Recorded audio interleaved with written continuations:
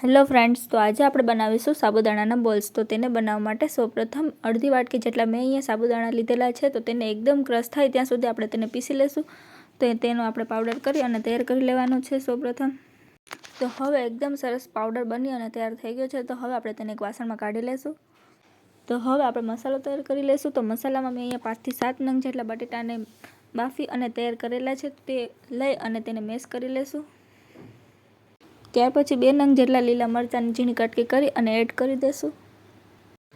ત્યાર પછી અડધી વાટકી જેટલો સાબુદાણાનો પાવડર એડ કરી દઈશું અને 1 ચમચી લાલ મરચું પાવડર, સ્વાદ અનુસાર મીઠું, અડધી ચમચી જેટલું આમચૂર પાવડર. તો આ સાબુદાણા બોલ્સ આપણે વ્રત માટે બનાવીએ છીએ, તેના કારણે આપણે તેમાં બીજા મસાલા એડ નહીં કરીએ, સિમ્પલ મસાલાથી જ બનાવવાના છે. તો ત્યાર પછી આપણે તેના બધા મસાલા મિક્સ કરી અને આવી રીતે આપણે તેનો લોટ બાંધી લેશું. તો મેં અહીંયા બધા જ બોલ્સ બનાવી અને તૈયાર કરી લીધા છે. તો હવે આપણે તેને તળી લેવાના છે. તો તેના માટે આપણે સૌપ્રથમ તેલ ગરમ કરવા મૂકી દઈશું.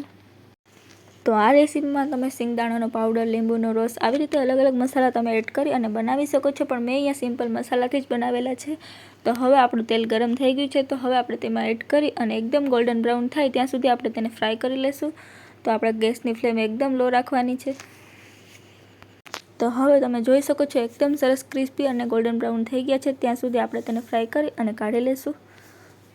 તો આવી જ રીતે મેં બધા જ બોલ્સ બનાવી અને તૈયાર કરી લીધા છે. તો તમે જોઈ શકો છો ખૂબ જ ટેસ્ટી ખાવામાં લાગે છે અને તમે જરૂરથી ટ્રાય કરજો. વ્રત હોય તો તમે આ રેસીપી જરૂરથી ટ્રાય કરી અને કમેન્ટમાં જણાવજો કેવી લાગે અમારી રેસીપી. અને આવી જ અવનવી રેસીપીના વિડીયો જોવા માટે મારી ચેનલને સબસ્ક્રાઈબ કરજો અને કમેન્ટમાં જરૂર કહેજો કે કેવી લાગે મારી આ રેસીપી.